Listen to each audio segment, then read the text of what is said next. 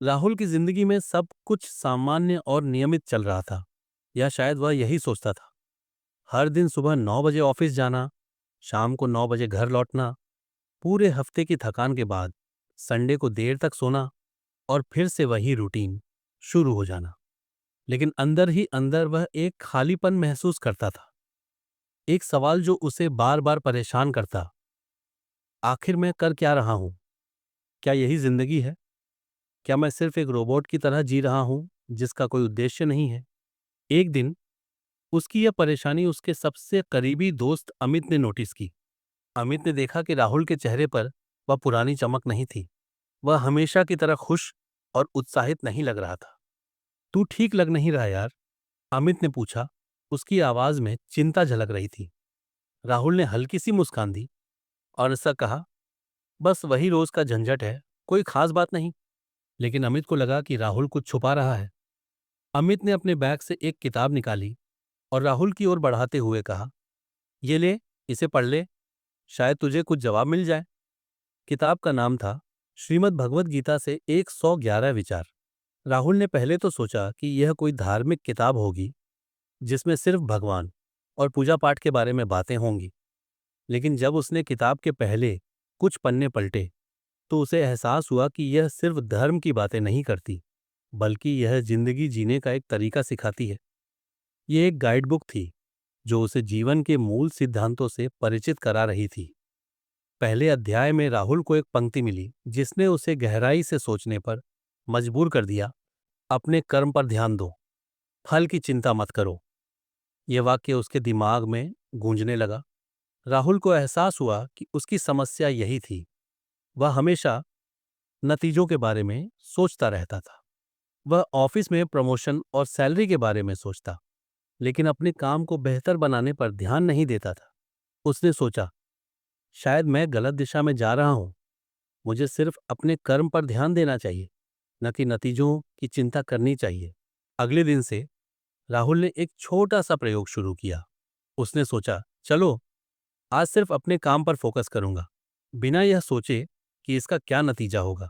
उसने अपने काम को पूरी ईमानदारी और मेहनत से किया, बिना किसी डर या चिंता के। कुछ हफ्तों बाद उसने महसूस किया कि उसका काम सच में बेहतर होने लगा है। उसके बॉस ने भी उसकी मेहनत को नोटिस किया और उसकी तारीफ की। तब राहुल को समझ आया कि जब हम अपना 100% देते हैं तो सफलता अपने आप हमारे पीछे आती है। उसे एहसास हुआ कि नतीजों की चिंता करने से कुछ हासिल नहीं होता, बल्कि कर्म करने से ही सफलता मिलती है।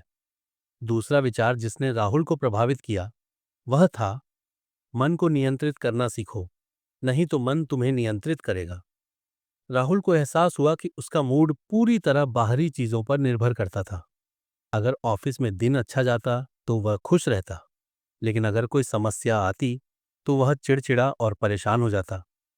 उसने महसूस किया कि उसका मन उस पर हावी हो रहा है और वह उसे नियंत्रित नहीं कर पा रहा है। इसलिए उसने एक नई आदत बनाई, सुबह 5 मिनट मेडिटेशन करने की।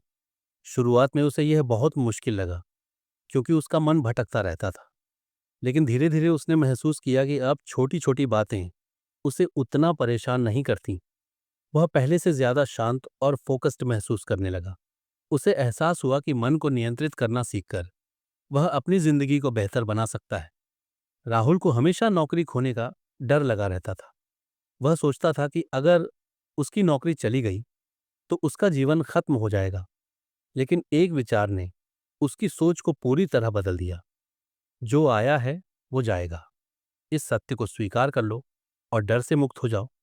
उसे समझ आया कि डर सिर्फ मन का एक भ्रम है।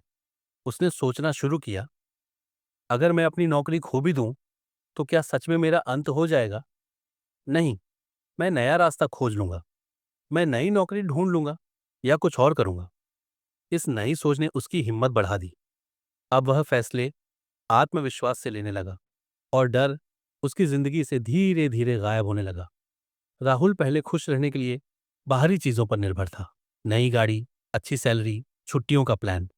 लेकिन अब उसे समझ आया कि असली खुशी भीतर से आती है, संतोष से आती है। उसने सीखा कि खुशी बाहरी चीजों में नहीं, बल्कि अपने मन की शांति में है। अब वह छोटी छोटी चीजों में भी खुशी ढूंढने लगा। एक अच्छे दोस्त से बातचीत, परिवार के साथ बिताया गया समय या खुद के लिए 10 मिनट का सुकून। उसने महसूस किया कि जिंदगी के यही छोटे छोटे पल असली खुशी देते हैं। राहुल की जिंदगी वही थी, लेकिन अब उसका देखने का नजरिया बदल चुका था। उसने सोचा, काश ये किताब मुझे पहले मिल जाती। उसे एहसास हुआ कि जिंदगी को बेहतर बनाने के लिए सिर्फ बाहरी बदलाव नहीं, बल्कि अपनी सोच को बदलना जरूरी है। अगर आप भी राहुल की तरह महसूस करते हैं, खालीपन, डर या लक्ष्यहीनता, तो शायद ये किताब आपके लिए भी एक नई शुरुआत बन सकती है। यह सिर्फ एक किताब नहीं, बल्कि जिंदगी जीने की एक गाइड है, जो आपको अपने अंदर की शक्ति को पहचानने में मदद कर सकती है। अगर आपको ये विचार पसंद आए, तो इस वीडियो को लाइक करें, कमेंट में बताएं कि आप कौन से विचार पर काम करने वाले हैं, और चैनल सब्सक्राइब करें ताकि आप और भी ऐसे जीवन बदलने वाले विचारों से जुड़े रहें।